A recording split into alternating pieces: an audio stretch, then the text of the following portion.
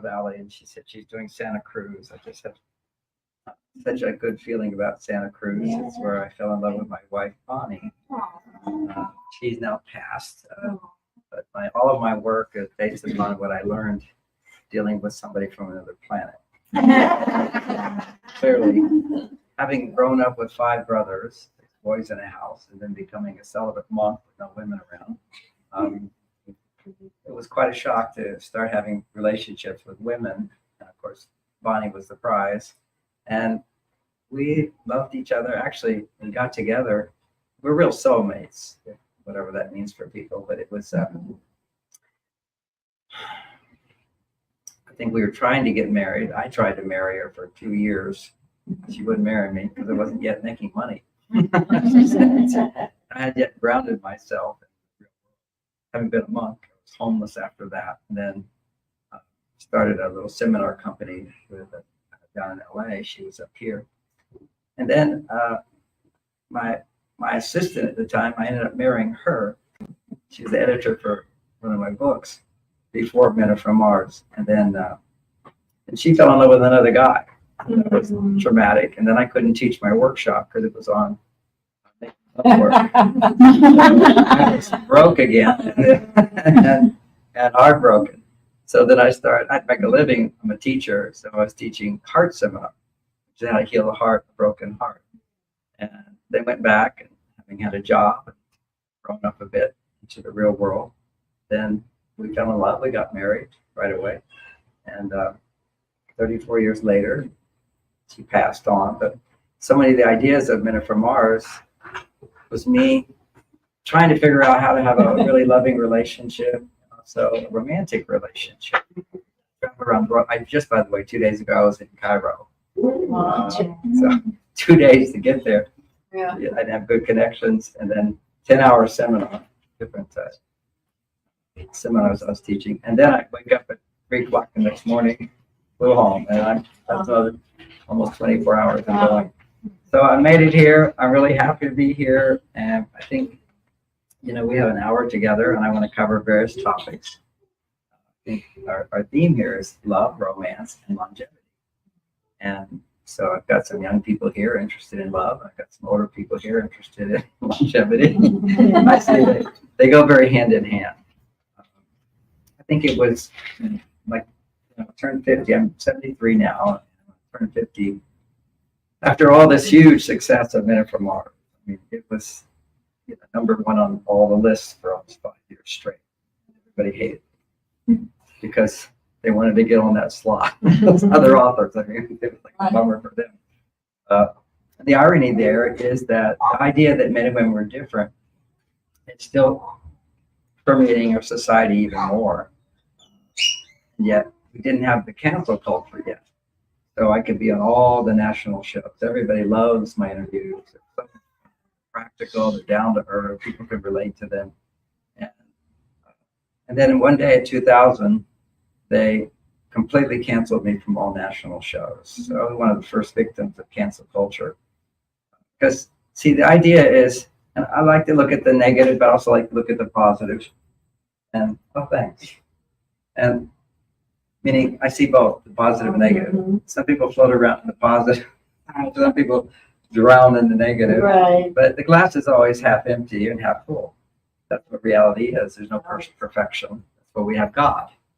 And if you don't have God, I think most of you do, then you have a terrible marriage because you expect your partner to be perfect. But you have to have a connection with some kind of perfection, divine plan, whatever, so we can accept. And, we do have our Wednesday morning meditation, 7 to 8. And you kind of think, I'm going to meditate for an hour. Well, I talk through the whole thing, basically. It's a guided meditation. And I take you through various processes that I do after being a 55-year meditator. And during my yogic days, I consider myself an expert because I used to meditate 16, 18 hours straight. I go into a breathless state now effortlessly. That's what's foundation of my learning all these ideas. Because people say, who are you that you came up with these ideas that have been embraced all around the world, have helped many, many people have successful relationships? Not everybody. So There's some people, they're on a different journey. They've got their addictions, they've got their belief systems ingrained in them that, particularly if you went to college, sorry to say it, but they teach you that men and women are the same. And all in a nobleness, everything, the dark forces, in my opinion, they're all couched in feathers, and, beautiful colors and so forth. That make it look like, like when we had the Inflation Reduction Bill, that was actually the global warming bill. I mean, everything is upside down, turvy, upside down in this world. And we have to be able to see through that. And I just keep looking at a great phrase from the Bible, which is know them by their works. You know them by their works. And right now, the works in America are not really that great. Wars. We don't need wars. We're being drowned in immigration. I think most of you heard about this one little town with 50,000 citizens. Freudian slip there. And to be inundated with another culture. 20,000 people joining your town. This is creating chaos because we've created a culture here which is based on free speech. And that's the foundation of my work in relationships, is we should have good communication. We should be able to accept differences. Due to the breakdown of the family, over 60% of males and females grow up in a home without a father. I don't think that's the case for most of you, but this is the new generation. So there's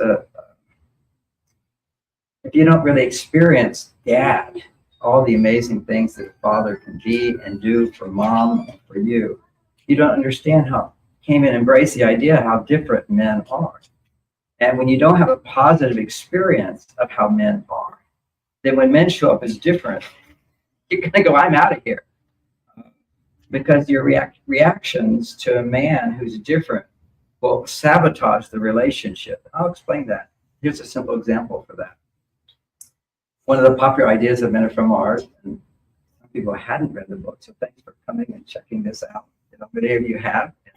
It's a lot of new stuff. I've got 26 books on this subject. So the foundation is that most people go, yeah, I relate to that. And some people go, well, actually, how people today, if you read Men Are From Mars, Women Are From Venus today, many of the women will say, I feel like when he's talking about Men Are From Mars, I feel like I'm from Mars. My husband's from Venus. That's called role reversal. Role reversal. Role reversal. I watched it start. I've been teaching it in the 80s, but the role reversal really started coming in the 90s when I wrote Men Are From Mars. I felt like, oh gosh, I want to explain why all the passion goes away in relationships. See, it's a real simple thing. The solutions are simple, but hard to implement if you don't. Okay, now, anybody have a charger with you? You have a charger? Is this an iPhone 13 or 14? So when we talk about romance, it's the charger. I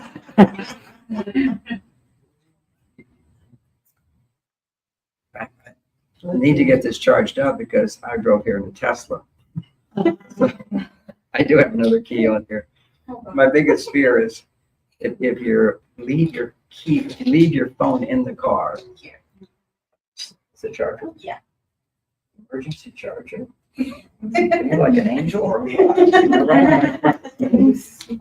a disposable charger. She's from Venus. Yes. I used to do it, really fun talk. So I don't have to give it to you today, but I have so many wonderful things to share that can be helpful. And You want me to open it? yeah, please. So it's my TED Talk. If you go to my TED Talk, it's a 20-minute entertainment talk. It was like a piece out of my Broadway show. I didn't know it was broken, but Yeah, it's kind of hard to hear I don't know you. if they're actually. Oh, it's for the computer. I think it's just for the computer. I will, There's Oh, plenty of Yeah. this doesn't have a C port. So you gotta have the right port. See, this has to fit into that. If it doesn't fit into that, it doesn't charge you up. I'm sure I can find it. Should we go look right now? No, I should have. I can certainly find a charger at some point. So it's a good segue. Hey, we do have some seats over here. Come on. Well, There's one two here. seats right here. Yeah. 2 seats right here. Now, I'll try to speak up a little bit for you in the back. Probably my voice isn't the normal height because 5 days of travel to Cairo. I had to make my pilgrimage to the pyramid, just enough to climb up. And that's the first time I've actually felt old. Because when I was 21, I climbed to the top of the pyramid. And it was illegal, but I paid somebody. And then that same person, 30 years later, No. I happened to be under the full moon the same time. Wasn't planned. Just happened to be full moon in Cairo. That same person found me because I stood in front of the pyramid meditating on the energy. And people were so sweet. You know, you see somebody standing for an hour like this, people get curious. What are you here for? I'm here to climb the pyramid. And then they go, oh, you can't do that, it's illegal. I said, but here, let's give you some jackets because you're cold. And then they came and they said, there's a house right up here, right next to it with a balcony. It's the mayor's house. And you can go stand on his balcony and you'll stay warm because there are little heaters up there. Well, it turned out the man who brought me up the first time was the mayor. At that time, he was the son of the mayor. But now he's the mayor. And talking about when same full moon, I want to do it. I want to do it. And so, you know, we're both 50 years old. Actually, he's a little bit younger than me, but he didn't look 50. He looked like he was on his last leg. And he would not go up the big pyramid because he said, oh, I can't get up there. We can go up the small pyramid. I said, really? I want to go up the big pyramid. Perfect. Full moon. I don't know why I did. I just wanted to do it. You have little adventures in your life. You want to have them. And so I talked him into it. You could only make halfway. I mean, we're talking stones that are this tall. You got to walk all of this to look at that to get up there. But the real scary thing is when you look down. Okay? But that's just like looking down from the Empire State Building or something. It's outrageous. So you just go slow. You know, the whole thing in life is one step at a time, one rock at a time, one rock at a time. And I think that maybe even I'm talking about this, that was like a theme in my life, you know, which is one step at a time, one step at a time, always checking in with the source. So we have a guidance system, and that guidance system is what helped me develop the ideas of Men Are From Mars. And how do you access the divine guidance system in you? Well, it's in the Christian Bible, which is repent. Anytime that you've made a mistake and you feel regret, I'm so sorry, I want to change. And even more powerful if you make a mistake and it hurts a little bit inside. Then you really touch the soul, because whatever you did, what you're thinking, what you're planning, your soul is saying, if you do that, if you think that, it hurts. So if I end up cheating somebody, for example, it would make me feel bad. Some people that aren't connected to their soul, they would not feel bad. So the way you connect is like, think of this amazing intelligence, this universal intelligence. It takes that to realize within yourself you made a mistake. See, that's the awareness of darkness, light coming into the dark. The next thing is then forgive yourself. And the way you forgive yourself is by sincerely commit yourself to not make that mistake again. She brought you a charger. Oh, you're so kind. Thank you very much. Yeah. This is a seaport. No, they do that so they have to buy new equipment. I'll find you. It's that one that's it's different. So what I found is, so that was all just there again. So I climbed up, you know, just where the entrance is, where they allow you to do it. And I could not imagine I ever did that. So that was the first time I felt old.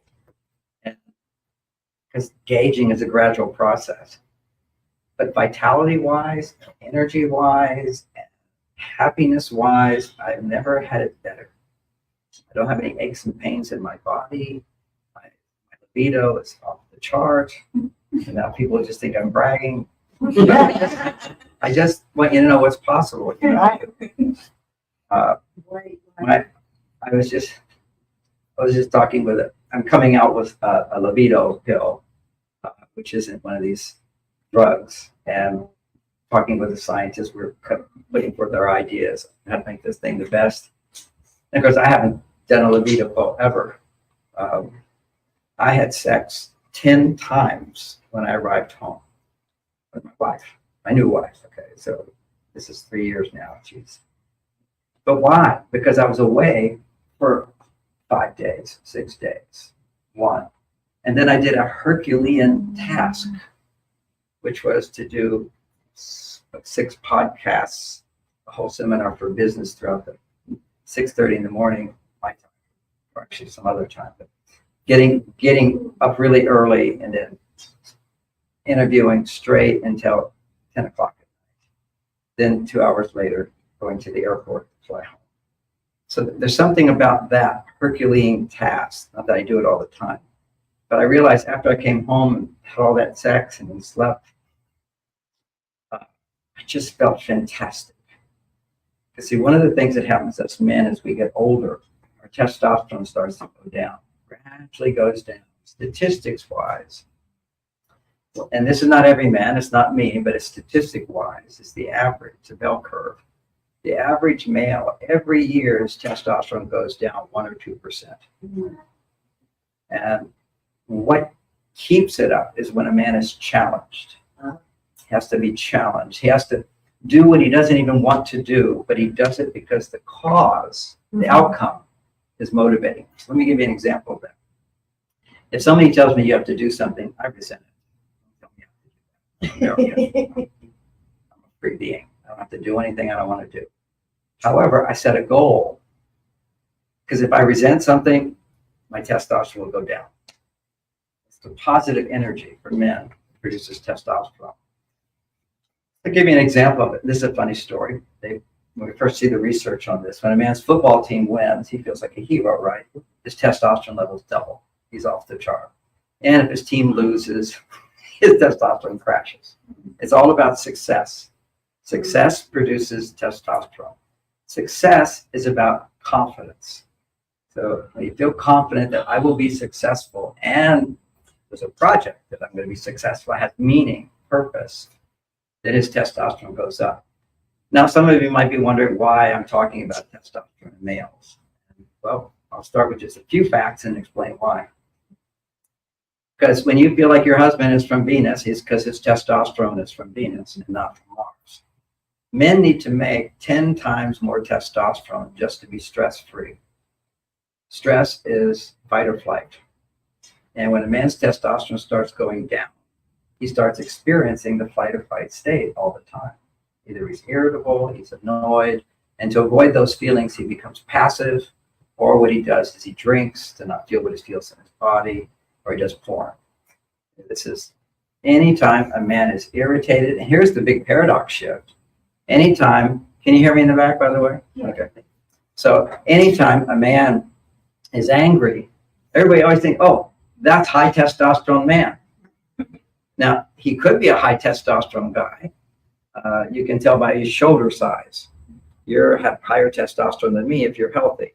But see, I don't need that testosterone side. Every man has his set point of how much testosterone do you need to make to feel good. And the bigger your shoulders, the more testosterone you have to make.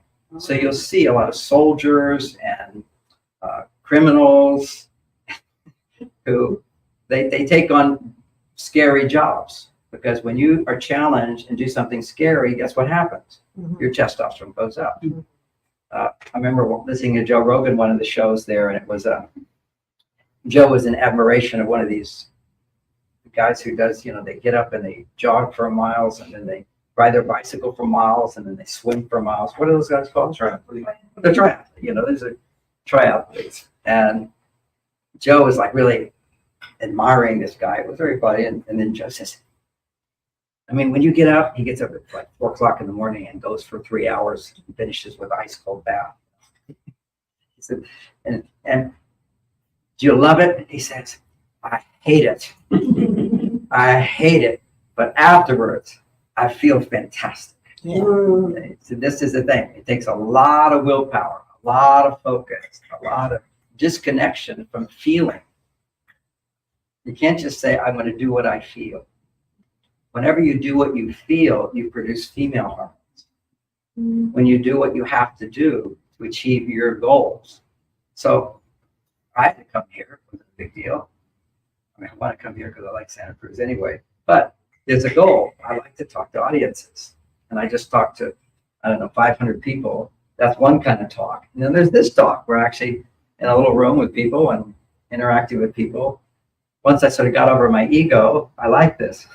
My ego was always like, I tell you what helped me though was to be able to have big audiences sometimes. The little audiences, okay, I found the good in that, which I don't have to use a microphone, I feel closer to people, because we're social beings. We're all somewhat wounded still from the shutdown. I saw it in all the relationships. There was so much violence in relationships, so much lack of passion in relationships, so many divorces during that shutdown, because we don't even just need our partner. That's just one of our needs. Romantic love is just one of our needs. It's not like a requirement in order to be happy, but it is known to help you live longer. If you have libido, the older you get, if you have libido, you live longer. For a man, I'm talking about men here. When a man's libido really goes low, what that means is his testosterone is low. And when his testosterone is low, which usually dramatically happens around 50 to 60 for a man, because it's been going down 1%, 2% every year. And then he just doesn't have the motivation he used to have. And so he does this thing called retirement. Finally, I don't have to do. Finally, I don't have to do. See, I have to do something is testosterone. See, when women make too much testosterone, they're unhappy. So think about all the unhappy women when they come into my office for 40 years. One of the things I'll hear from them a lot is, tired, I'm exhausted, I have to.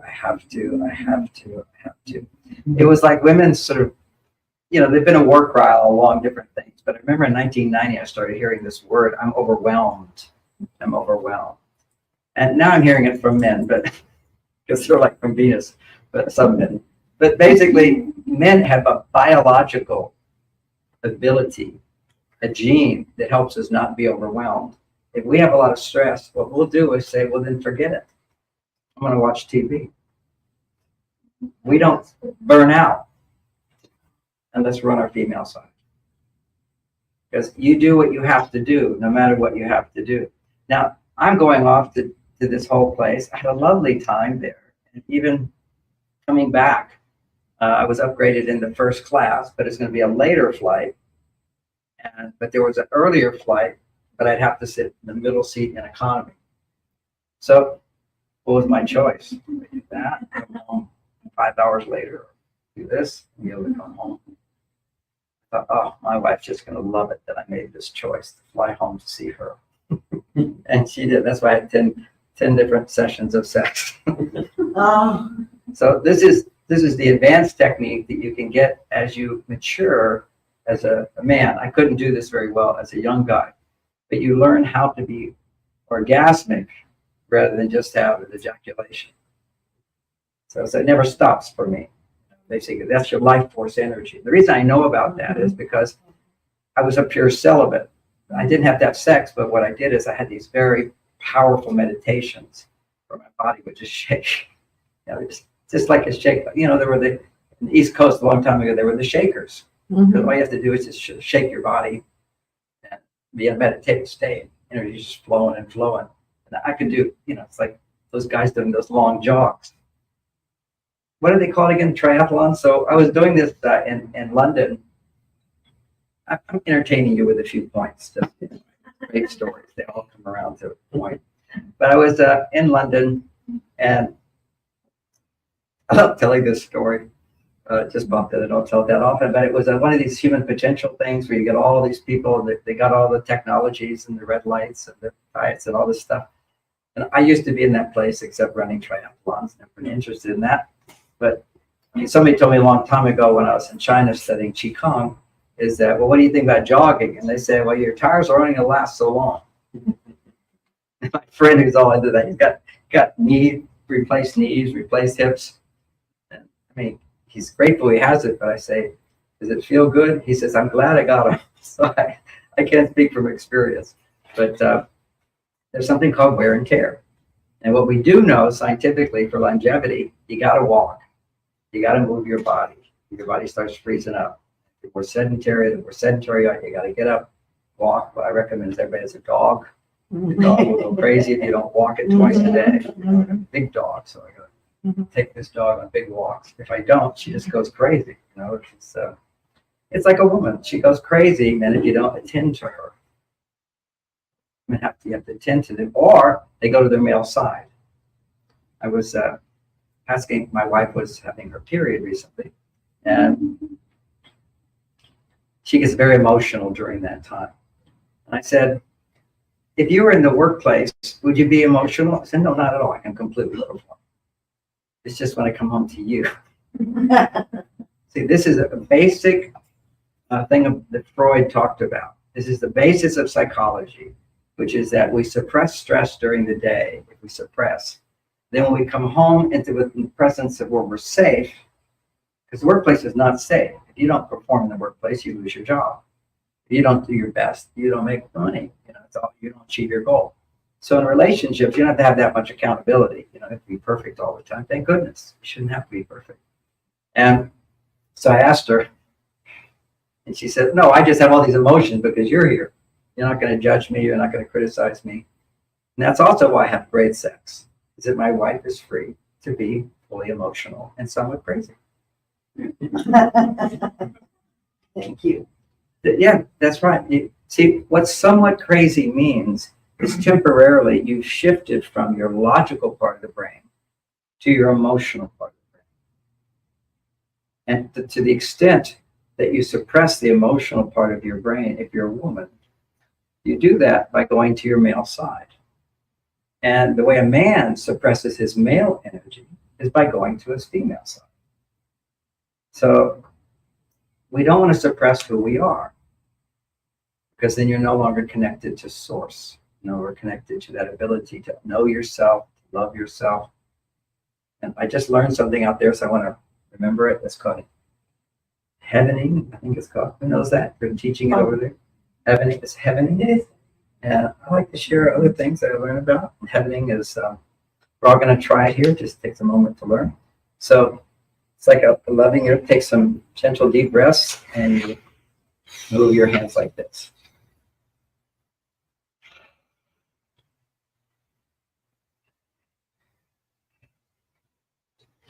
And you will start to feel so nice. You do that, not just for 30 seconds to a minute.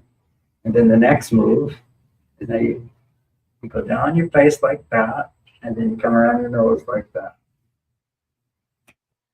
And just breathe in, conscious of your breathing.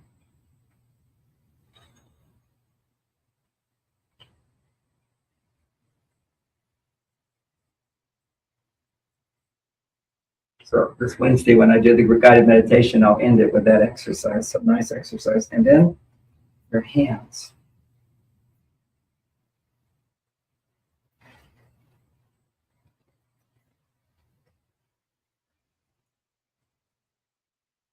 Very powerful, very powerful. So you feel more peaceful, you feel more relaxed. The idea is you're feeling like you're in heaven. It's a place to be. It's like you're loving yourself. That's right, loving yourself. Just giving that love to yourself. And although I can't say that I've seen the research on it, there's evident website, I would immediately know that that is producing the hormone oxytocin. Oxytocin is the safety hormone, and necessary for life force for children, particularly with adults as well, and 10 times more important for women. Mhm. So the primary need that a woman has in a relationship so that she can have romance, or she can lower her stress levels, is to have feeling safe. Now, if you just put yourself in a closet feeling safe, nobody's going to come get me, that doesn't do it. It's when you feel that your outside world is protecting you, person, people. And of course, God is a really good one too. We look at actually against statistics, what we see is that of the people who stay married, 80% of the people who stay married believe in God. So you've got some, agnostics or atheists, whatever. They don't have a clear sense of a higher power. When you don't have a sense of a higher power, you will always feel alone. The paradox of that is when you start meditating and connecting with the life force, instead of feeling alone, you feel alone but one with all. When you're one with everything, it's one people call that unity consciousness. That's my favorite of all the meditations, by the way. I think it's number 9, and it's called Higher States of Consciousness. They all, there's abundance meditations, there's healing meditations, there's forgiveness meditations. Because people often just meditate. They if they're good at it, they'll just go up. But once you've gone up, which happened to me after 9 years of celibacy and long meditations, you can't go anywhere else. You're gonna hit the top. You have to bring it down. And when you bring it down, you don't want to wait till you hit the top to bring it down, because then you go into what's called the dark night of the soul. Because to go up, you pushed everything down. And now you have to, with all that light, you have to go into the darkness, bring light.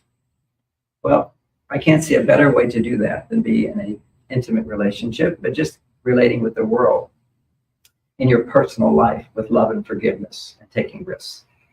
So our male and female side is not understanding these differences in a positive way, which I haven't talked about yet, is disaster for people if you don't understand men and women are different. So here's the big thing. Romantic relations is all about love. It's all about priority. A romantic date, a heterosexual relationship, is not for me. Everything is for her. That's romance. If she's doing something for him, that will kill the romance. That's not where romance is all about. I opened the car door for her. And she says, oh, I can do that myself.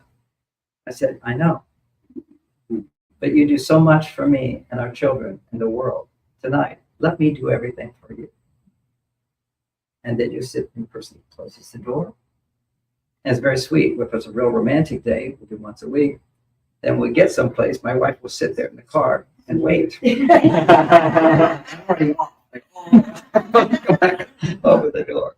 So it's a moment where women get to have what's called a pattern interrupt. Pattern interrupt is to stop this feeling that women get caught up when they go to their male side. We have female, male side. So when women go to their male side, they're in a world of doing what you have to do. That's the male side of it. So you do what you have to do. And you resent that unless you're very clear your goal. Like my goal is to go to Cairo, bring this light there. It's actually the most Mars-Venus place on the planet. I have a Mars-Venus coaching program with hundreds of coaches, but the highest concentration for population is Egypt. Really? Yeah. And the next one is Israel. So that whole area there, they need it, but they also recognize men and women are different. It's like trying to make sense of how we're different.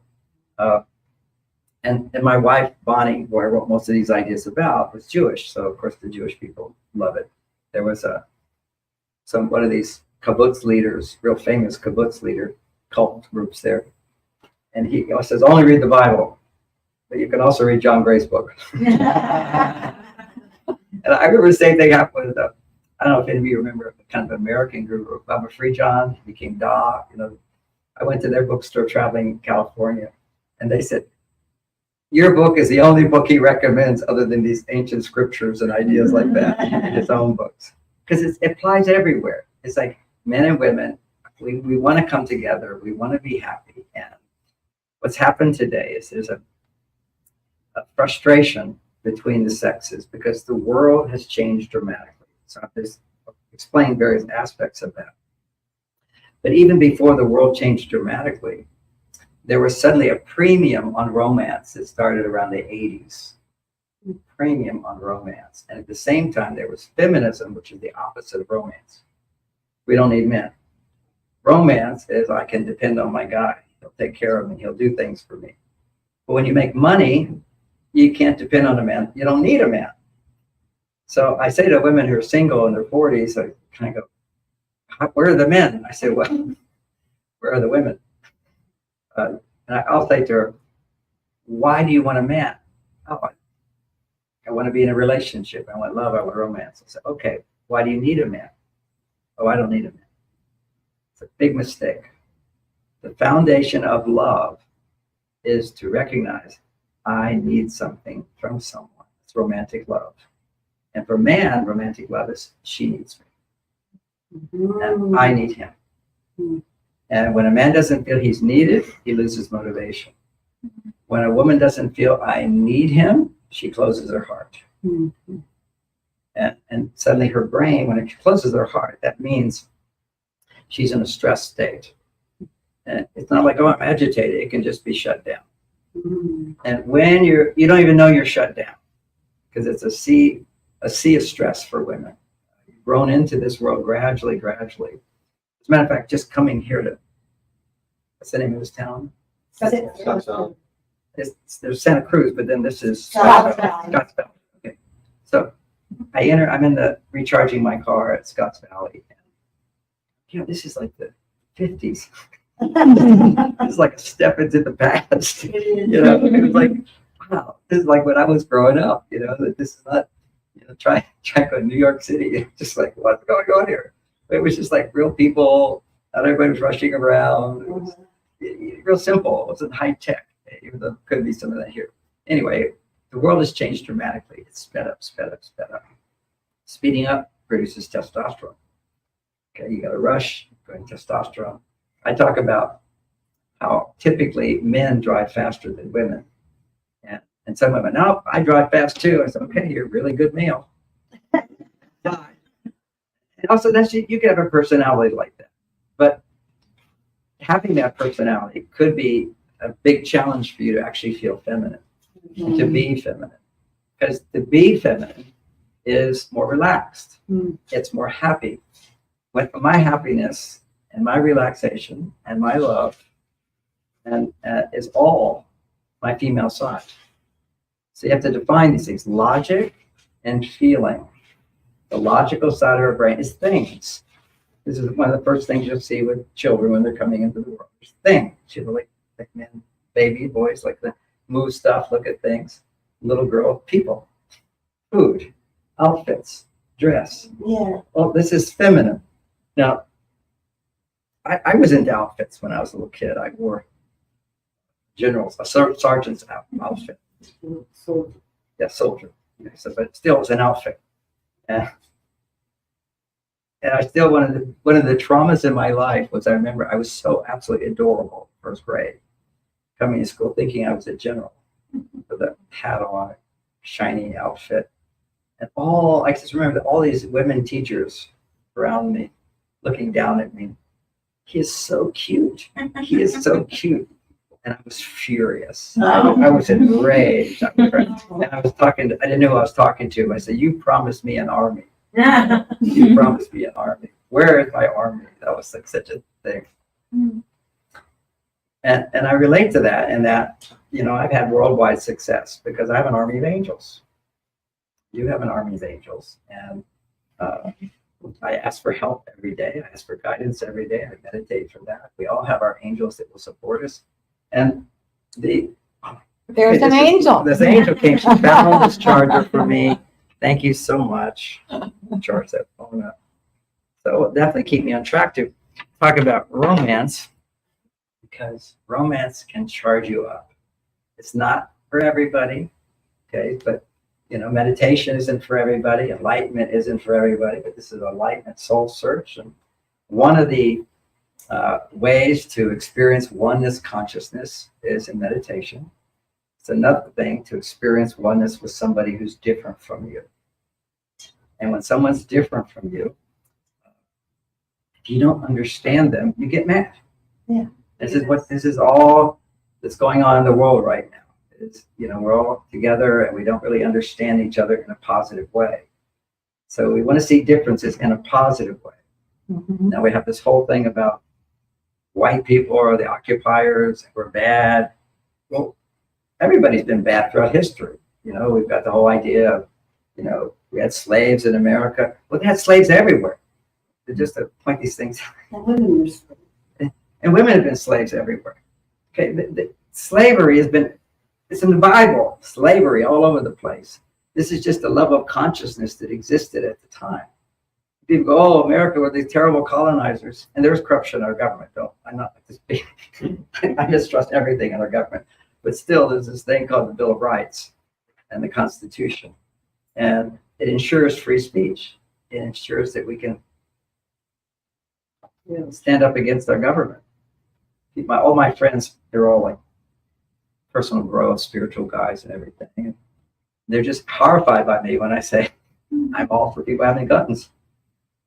I say, well, there wouldn't be no violence if there are no guns. Are you kidding? There's always violence. There's always violence until we have happy homes. Until then, we need to have those that I don't have a gun, but I live in a neighborhood which is safe, but not everybody can live in a neighborhood which is safe. As soon as it encroaches, negativity starts coming into my neighborhood, I will buy a gun just to shoot it off to scare somebody away. I don't kill anybody. But we have to be able to protect ourselves. And respect is a very important thing. You have your property, you have your situation. Even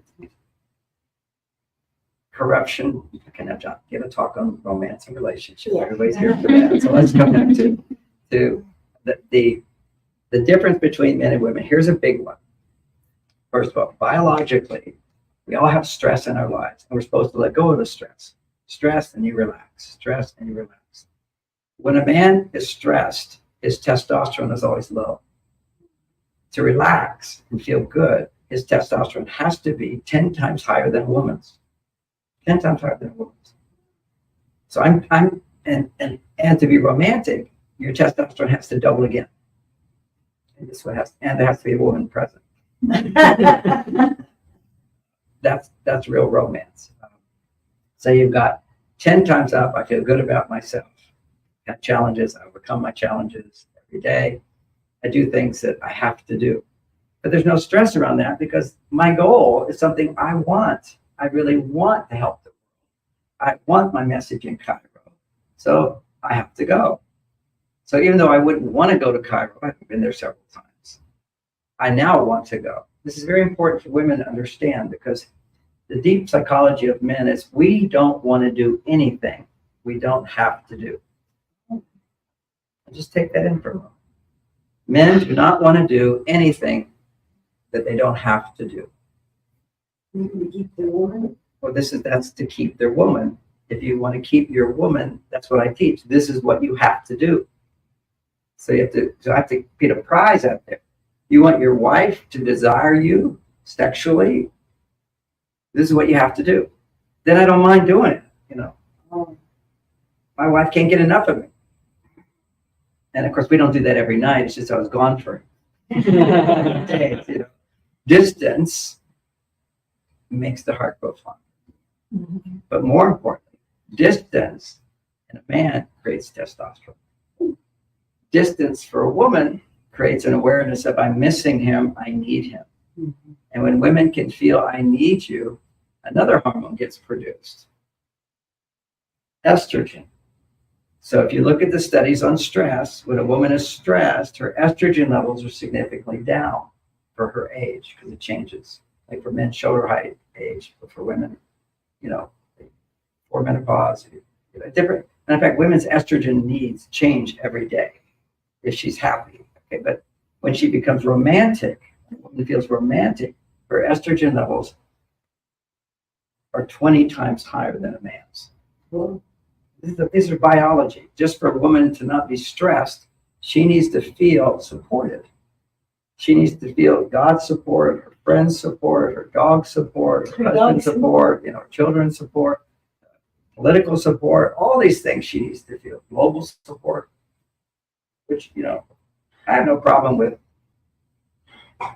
people wanting to say, okay, let's clean up the planet. But I have a big problem with people who can't clean up their lives first. I have a friend, who's a good friend from 4 years. He comes to visit me in San Francisco every couple of years. I think he just wants to be in my energy because I'm this happy, successful guy. he kind of wonders, how does he do that? And, well, this time he said, I really just want to talk with you and see how you're doing. He said, tell me how he's doing. I says, what's going on? He says, I just have so much depression, I have so much anxiety. He's got $30 million. He's not married, he has no children. He just has his ladies that he dates for a while and loses his interest in them, because you can't sustain interest unless you make sure you're monogamous. A commitment to monogamy. See, that's what I have to do. Because I know if I'm not monogamous with my wife, she's not going to be interested in sex with me. Yeah. And I'm mentally monogamous. Meaning, when I was younger, I used to get horny all the time. You could easily just sort of wander here and you could engage a fantasy or just let it go. And if you engage in a fantasy, you're taking energy away from the connection with your partner. This is so deadly that we have the pornography online. It's so available. It just sucks a man's testosterone away. It's like you build up a bank account with your partner. I have the power to keep her estrogen up. Because the major thing with estrogen is to feel safe. That's the oxytocin. And then estrogen is I feel safe because I can depend on my husband to be there. And the last thing, the deep in the subconscious mind of a woman, to be cast out, to lose love is to die. Two things that will inhibit a woman from experiencing this doubling of her estrogen, which is romance, is if she feels she's with her husband and he gets angry with her. Anger goes through her subconscious brain, and which remembers we have all of our genetic history inside of us, right? So throughout time, angry men kill others. Man gets angry, he kills. They lose control when they're angry. Because when a man is angry, his testosterone is low. He behaves in an irrational, illogical way. He's stupid. Okay, for example, now when you understand men, you want your wife to be happy. You want your wife to want to have sex with you, be romantic with you. Well, so how do I do that? Well, the first thing I have to know is she has to feel safe and her estrogen can go up. And is any woman ever going to feel safe if her husband raises his voice to her? No. And now why are men so angry today? With a lot of reasons, but one of the key reasons is that you've got a whole world of psychology, it's like counselors who all basically say, talk about your feelings. If a man has a negative feeling, he should not talk. This is like, they want to throw me out. It's like, unless you understand men and women are different, it's like sacrosanct, I think is the word that comes up. It's just like against the religion of psychology and relationship, is you need to talk about your feelings. Well, women need to talk about their feelings. Why? Because when you talk about your feelings, it causes estrogen to go up. Because feelings are things we're more sensitive. So if you were to share your feelings, you're more vulnerable when you share feelings, man. And somebody was to say, well, that's ridiculous, which every man will say. He doesn't understand. You just don't. Men don't understand it. I'm a man, right? I understand what I need. If ever I'm slightly upset about anything, I ask my wife, honey, please, you see me getting upset about anything, just say, John, you know you're overreacting. You know you're making a big deal out of this. Everything's okay. And I'm so happy about that. I would never thought that up until I was in my men's group one time. When all the men in my group got vaccinations, I was, who are you people? Well, they just had a different data set. Now we all know vaccinations did not stop the spread or anything like that. A lot of other things we now know. But I tend to never trust the government anyway, so I didn't trust it at all, stayed away from it all. But I couldn't believe that they were all just following in line, just whatever they were told to do. I know I'm offending some people, sorry, but it's coming out more and more. Myocarditis, it was actually 3 months before it was there. They talked about mRNA causing like 200 different side effects. There are remedies to help you if you go to the wellness well as somebody online, the doctors, they were saying all along, just to know how the government is so corrupt. And it's the government that's creating this whole idea that men and women are the same. But okay, I don't know, this must be real radical Santa Cruz energy. Look at Larry, naked to say whatever I think. So a man can say, a woman can say to a man, you're overreacting, but if a man says that to a woman, it's like being stomped on. It's like being stomped on. Yeah. Absolutely. Yeah. But I have to tell her that. Okay, it's women would. How dare I say that to him? You know, and some men are on the Right. feminine side. How dare you say that to me? Or then if you say that to him, he then feels, well, I can say that to you. No, you can't. You can't. If you want to have sex, if you want to have, you know, my wife says to me, I've never met a more selfless, generous being in my life. I said, I'm selfish. I know what I have to do to have a happy wife who loves me, who thinks of me. I know what I have to But you do. can't have an opinion. She can't have an opinion. No. I mean, if you ask a man, you know, would you call me, can I have a day's notice before you show up? And they go, crazy? No. Well, again, those men don't know what you have to do. And you don't have to be a doormat either. A No. woman has to be a doormat, man doesn't have a doormat. But I'll give you an example of, I don't feel like I'm a doormat, even though other men might think so in this particular situation. So what I want is to keep my wife feeling safe, that she's number one. That's my commitment to her, number one. And while we're making love, we always have conversations as well. We encourage her to say things like, do you love me? Am I the only one for you? Yeah, honey, you're the only one for me. You're the only one. And you know what? If I say those things while I have an erection, I have 10 times more feeling. See, men cannot feel as much as women. And when women don't feel the truth, it's hard for you to trust. So the best time to give your wife, express, you're beautiful, I love you, you're the only one for me, and never think about other women. You are it. I was mad last week, but it's all gone. I always love you, always will forgive you, and whatever it might be. If you want to open her up at a time where she's most open, that opens you up, and that causes erection. This was like something in none of my books because I hadn't read the science on it. But the science shows that a man only has an erection when his testosterone is high and then his estrogen goes up. So see, it's a woman opening herself up, you know, connecting with that. That gives me estrogen. In fact, when men ejaculate, the reason they do is their estrogen goes too high and starts pushing their testosterone down. A tension develops, creates a spasm, ejaculation occurs because he's enjoying it too much. Matter of fact, he's enjoying it more than her. See, it's about her. She needs to be enjoying it more than him. And if as long as she's enjoying it more than him, his estrogen's going up with her, as opposed to these guys who are like 2 minutes, they're done. They're just having too much fun. Their estrogen goes really high. And so there's techniques to not be so sensitive. And I know there's some parents in the room and they need to teach their young boys, when everybody's teaching boys now to masturbate, it's the worst thing in the world. This is the United Nations, another worst thing in the world, is they have their what's called sex education curriculum. Because now they determine the curriculum, educational curriculum around the world, and in America as well. All the countries follow their curriculum, otherwise they don't get paid. That's how they got this whole thing. All the countries dependent on the United Nations for money, IMF and all that.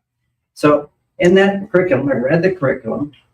In third grade, they're teaching children to masturbate as an act of loving yourself.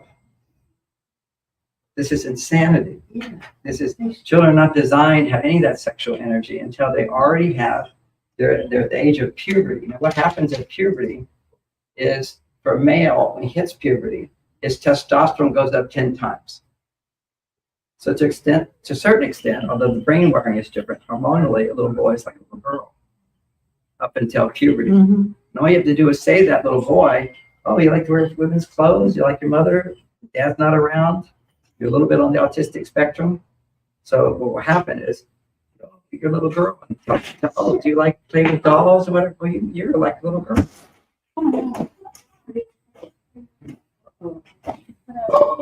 choose. That's not it. That's not good at all. That's. Just stop. Several people handling, I suggest not too many people be around someone Yeah. when they're upset. One of the challenges is, as a parent, I want to recommend a book for all parents of toddlers and little children, Another Way of Raising Your Children. I trust that we're going to take care of this. Is when a child falls over, whatever, parents will go into fear, upset, like something terrible has happened. As opposed to everything is life, people fall down, and just have this nice neutral attitude. If the child goes like this or starts to cry, of course, pick the child up, and then you take the child over to something natural and beautiful. And you experience the beauty and awe that children experience almost all the time. Just gently do that. Don't go, oh, poor baby, oh, all that stuff. And another one is when your children are, I'm learning all this from my daughter as she's reading a book called Hunt, Gather, Parent. Hunt, Gather. It's a way of raising children before the whole Western ideas came in. Okay, so, which is all about win, lose. So children lose their natural motivation, inherent motivation to learn and to grow and be themselves when their motivation is dependent upon people's approval. So it's a period of time of total unconditional love, not making demands on your children. If you look at children that become demanding, it's because we demand from them their attention.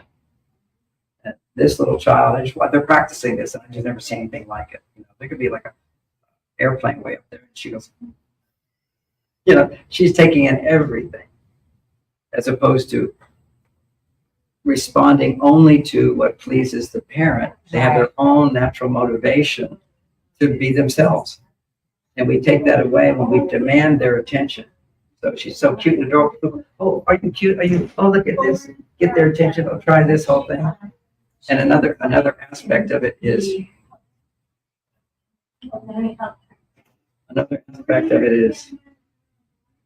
it's a little distracted.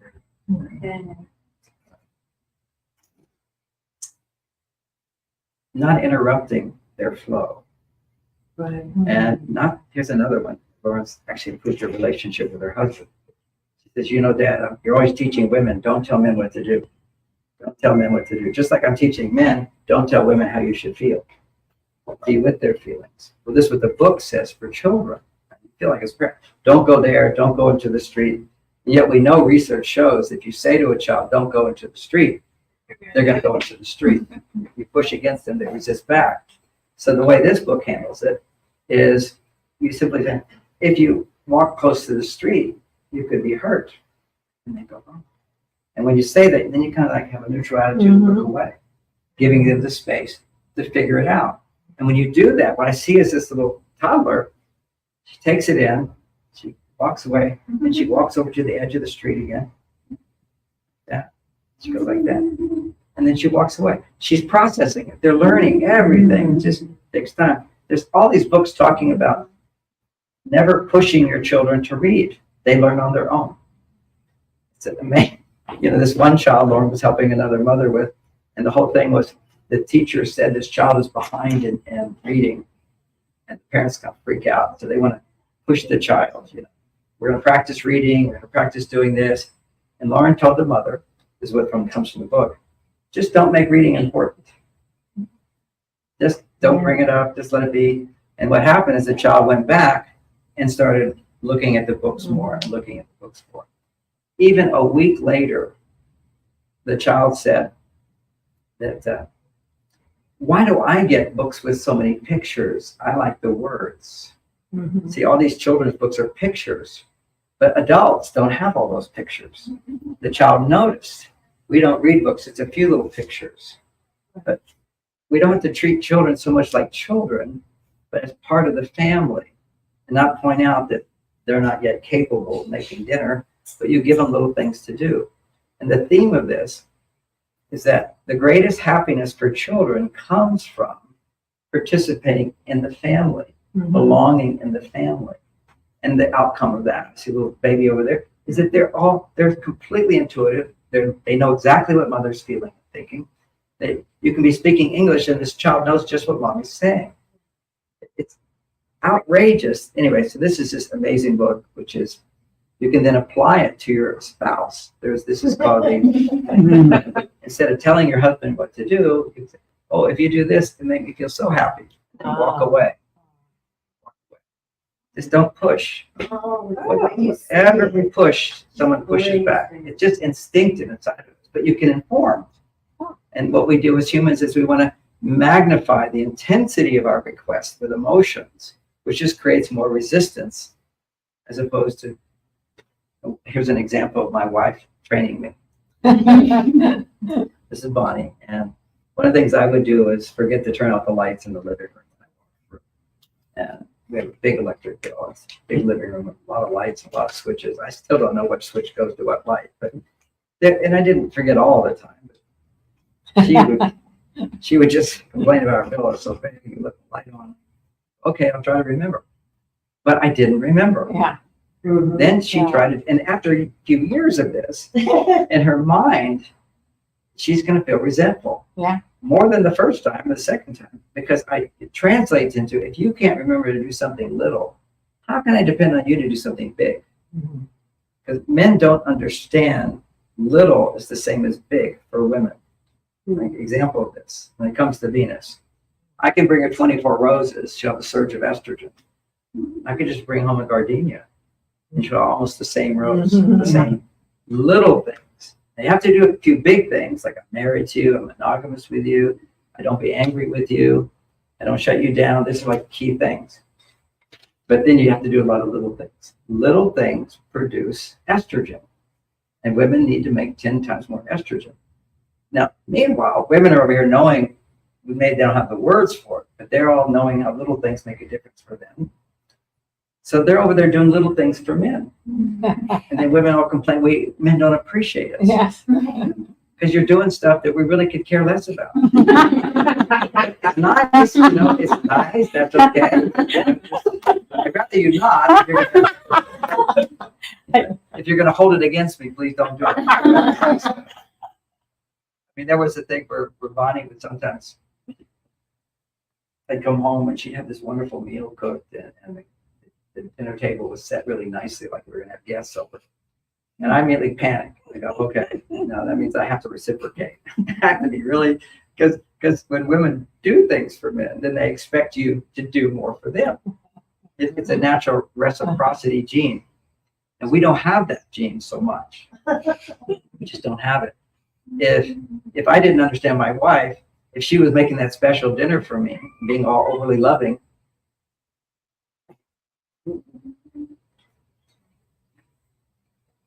a lot of people are taking care of that. She was being overly loving. I have to let go of that. So, if she's being overly loving, this is what a man thinks. Well, I must be doing something good. I can just sit down on the couch and relax. We assume that whenever good things happen to us, we earned it, because our whole testosterone system is based on earning. If you look historically on what's called Playboys, Playboy Club, Playboys, these are almost all sons of very rich fathers, and they didn't have to earn their money, so they feel more powerful than everybody, but they didn't earn it. This is what happened with the royal families, for example. They're all like nuts. Crazy people, and just look at the way they live their lives. I mean, it was crazy. But you look at narcissistic, self-absorbed, whatever, unable to feel the motivation, the natural inherent motivation to adore and love one person. This is built into us because God makes us so that if a man gets a woman's love, this is so interesting. This is pure biology. If I make love with my wife, and she loves me because I've earned it, then when I make love with her and I ejaculate or not ejaculate, what happens is my body will make another hormone called prolactin. Now, if I masturbate, I don't make prolactin. If I do porn, I don't make prolactin. If I have sex with someone I don't love who doesn't love me, I don't make prolactin. Well, it turns out, what does prolactin do? prolactin inhibits your desire to have sex. Hmm. This is nature telling men, making it so if I have a wife and I have sex with her, we have a baby because we didn't have birth control for so long. Right? I make love to a woman, ejaculate, she feels love for me. Then my body starts making this hormone called prolactin that inhibits my desire for sex, so I'll never leave her. See how that is? Hmm. Now, but here's the paradox. Does that mean couples have to stop having sex? Does that mean romance goes away? So that's all research, by the way. That will free a man from his sexual addiction. All it takes is masturbating a few times and you have a sexual addiction. It's like once you take cocaine, you have a cocaine addiction. And if you do really good cocaine, you'll always remember it will never be as good as that. That's what happens when men masturbate. They produce huge dopamine. And now you do it with a computer, it's even more dopamine. Hmm. This is this digital, not real, not real. The more not real it is, the more dopamine addiction there is. So you have to heal that addiction. The only thing that will heal it is monogamous relationship, where you start making prolactin, which is sort of free you from the wandering male eye. Now, our lustful horniness, you just don't feel horny after a while. See, all my friends who are married, they've stopped having sex with their wives. And I talk about my great sex life. I don't care about that. I've been there. I've done it, whatever. It's just like this retirement. I'm not interested in that. I already done it. So we're also perfectly designed to have romance and a great sex life, even with prolactin. Because when I was down living in the Amazon, I take a little prop plane, landed on a dirt field, go in a canoe down the Amazon for 3 hours, get off with guides, 5 hours through the jungle. Her body could barely make it. She's like, again, this sticks in my mind because I always, I know about dehydration and you need salt. So, she just said, I can't make it. I can't make it. I said, oh, I'm going to have something. And I pulled out my white powder, which is the salt, put it on the tongue. Immediately life came back. It's amazing sometimes, just dehydration due to salt. So anyway, going to the village, we're staying at the village at nighttime. So I'm wandering around. The sun is set. They have little huts around, maybe like 15 huts, it's a little tiny village. And in the jungle, and I'm hearing everybody having sex. They're happy. Well, they're They have enough they're sex. having sex. Now, why? They're all committed. They're married. They have little families or whatever. Why are they having so much sex? Because they have polarity. Polarity is men have testosterone, women have estrogen, progesterone, she's got her oxytocin. It's a whole mixture of hormones get produced when women don't have to do things that are dangerous, difficult, or dirty. They're doing the nurturing thing. It's as if there was a conversation where the men said, hey, what can we do to make you happy, women? Because it's all we care about. And the women said, well, we don't want to go in the jungle and die from snake bite. We don't want to do the dangerous thing, standing guard outside all the time. We don't want to have to endure the cold, whatever. So make a nice cozy home for us and a garden and make it safe for us to have children, be monogamous to us. So men said, okay, well, what do we get out of it? We need a dirty, dangerous, difficult. We don't care because we do that because we're designed to do that because all those things produce testosterone if it's for a noble cause. That means I've got a goal. And what's my goal? To make a woman happy, to take care of my children. So if I don't have this goal to make a woman happy, which is selflessness, then all I care about is me. So what you get is these people who are not married, who don't have relationships, particularly men, they get caught up in just me. Because something happens when you have sex with a woman, then suddenly you get this wonderful experience of wanting to be with her.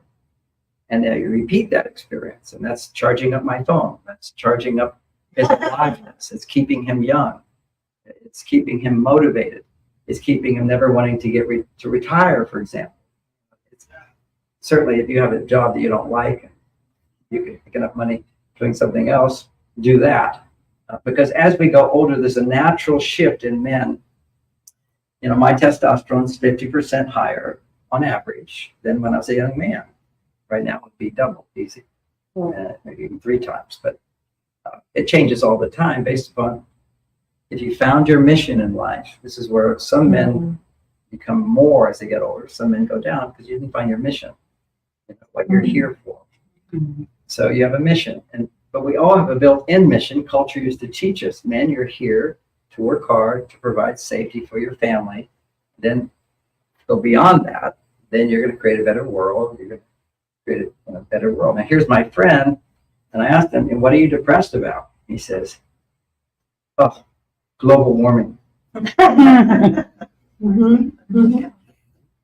Yeah. See how crazy that is? He's unhappy. The global warming is making him unhappy. He's not married. He doesn't have love in his life. He has no family in his life. He has prostitutes in his life. He doesn't have to work. He has so much money. You just have to worry about not losing it. What an empty life. Global warming, forget about global. You think we're in charge of global warming? That's insanity. This is I just throwing a fact here, is that we came from the Ice Age. We've been global warming for a long time. With Ice Age, you get warmer and warmer and warmer, and then it gets colder and colder and colder. They can map this stuff out, and they can also map out through their sciences that there's been times when CO2 in the environment during the ice ages was the highest.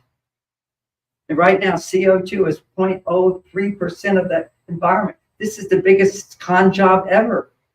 Yes, it is getting warmer. We need air conditioning.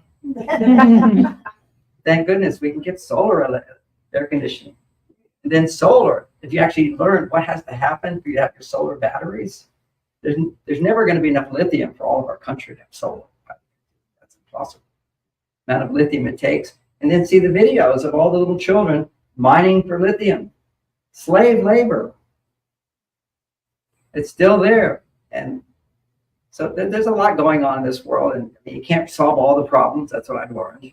I just stay within my bubble. I create my life. I have really wonderful friends. I have good work. I bring in people, nice people in my life. And that's what we can do. And then from beyond that, you want to go beyond that. Take care of your home first. Look at all these unhappy people thinking their unhappiness is coming from global warming, as opposed to they're not married. They don't have love in their lives. They don't have family in their life. Not everybody has to be married, but we need to have loving relationships. People. We need people. People need people. So how did she get you to turn the lights off? Thank you. And I just want to know. I was like, No, this is the whole essence of estrogen, is to feel I can trust someone to respond and help me. Yeah.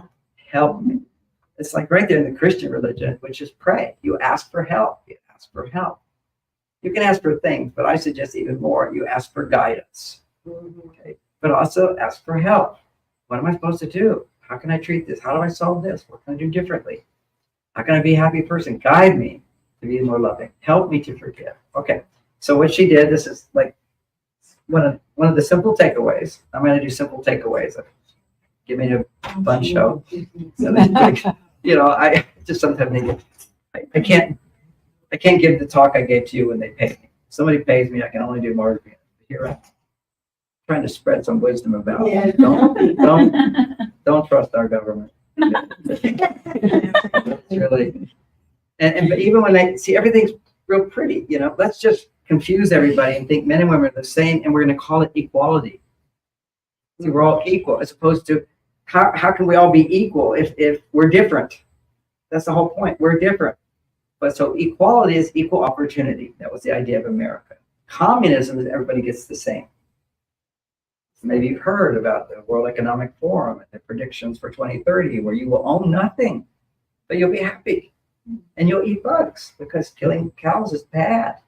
You don't kill cows. You're going to be in these nice compounds. They're already building them, these cities where you can't drive out of it. You have to ask permission to drive out of your city. They're smart cities and everything's convenient for you. This is becoming insanity. So please remember this when you're voting. Whoever's in power now is You have to. not to be trusted. And right now, the United Nations is trying to take away our sovereignty completely. They just passed something. Our government will resist it because we're Americans. But what they do is they're basically saying that they can declare an emergency and then everybody has to follow their emergency rules. They're ready for their big next pandemic and their global emergency. You ever notice emergency, emergency, emergency? Keep people afraid. When you're afraid, you have no power. Okay, so now So the I want you to have some Mars Venus information. So the light. Okay, so what so you're so good. So I had the lights, and this little thing became this annoyance with her, because in her world she was upset with me for something from my point of view is no big deal. It's not a big deal because I can afford the lighting bill. It's not a big deal. When I go to dinner, I always treat everybody. I have a little extra. Let me share it. I even think in my mind, well, the city needs money. I don't pay taxes because I got good lawyers. So that's my way of paying taxes. It's like, when I help the roads be better. So I do what men do. I rationalize that everything's okay. That's a good quality. Rationalizations, everything's okay. How did she get those lights out? She did. It was like 3 times she said something, and it changed my whole life. Even now, I turn on the lights and I think about how I feel more loving towards my wife, remembering her. It really went deep. Instead of looking at me like this, instead of complaining, you always do this. You never do this. You did it again. What am I supposed to do? Can't you just remember? Okay, those all negative messages. What do people do when they get negative messages? You shut down. You push away. I don't want to be thinking about negativity all the time. And I don't want to associate her with negativity. Otherwise, I'd be turning out those lights out of fear my wife's going to punish me. Yeah. It'd be terrible. Yeah. So she figured this out. So all right, trying to figure John out how to get him to turn out those lights. So I'm in there, I'm making a sandwich in the kitchen. She pokes her head in the door and she says, John, I've noticed sometimes you're turning out the light. Ah. Then she said, and I just wanted to remind you how good it makes me feel. Ah. And then she said, and it's not a big deal, and walked out. What is there for me to resist? I mean, there's so many pieces in it. She could have said, but I want to remind you that you're still forgetting. No. I just want to remind you how good it makes me feel. That's what we're doing.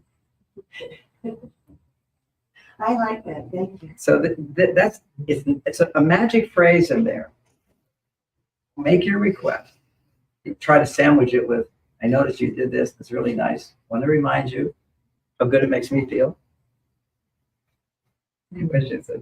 She says, remember, and it's not a big deal. Yeah. And it's not a big deal. Now, why would a woman never think to do that? One, the last thing a woman wants to hear from a man is it's not a big deal. Yes. That's terrible. Nobody taught me that. You had to learn that. Okay. This is like when she's talking about something that in my mind, it's not a big deal. But for her, she's having an emotional reaction. She wants to talk about it. And here's the paradox. Many times what a woman's upset about, even to her, is not a big deal. But she just wants to talk about it. Yeah. And sometimes because she doesn't feel heard, instinctively she makes it a big deal, thinking that's going to have a bigger effect. No, it's a big break. It's a better breakup. It's more resistance. And there are, and it's a wonderful book. It was, don't sweat the small stuff, parentheses, and it's all small stuff. Well, what about But some things are not small stuff. And that means you go to somebody who has it figured out. Because clearly there's a problem here. And whenever there's a problem, there's 2 sides to every problem. It's so easy to see that side. You don't see this side. So let's look at a few more of these misunderstandings between men and women. So for men, we're working hard. We're making testosterone. We're solving problems. But at the end of the day, we're designed to stop solving problems. So we're designed, basically, there's nothing I can do about it at home. The computer's there, so that's a problem. But it used to be you go to work, nothing you can do about it till you come home. And a man would just say, then forget it till tomorrow. Yeah. We have the ability, now we're losing it, we have too much estrogen, but we do have the potential to be able to say, forget it, I'll deal with it tomorrow. Mhm. Women don't have that ability. No. You know, you're not designed to do that. You're designed to remember it Yes. so that you can tell everybody. Yeah, I mean, think about in that little native village. If a woman went out and she saw a tiger eyes in the jungle, what's she going to do? Immediately go tell somebody. Imagine she keeps it within herself. She's going to feel terrible. You know, you know, I'm holding the secret inside, but a problem that needs to be fixed. And she's also pregnant with a baby. She's not going to go fix it. She's going to tell the men what the men do. They get together and they're going to go after it, but they're going to be quiet. All hunting is being quiet. So when men are in stress, that's danger. You become quiet, silence. What did the Buddha teach? Mainly to men, by the way. Buddha's message was meditation.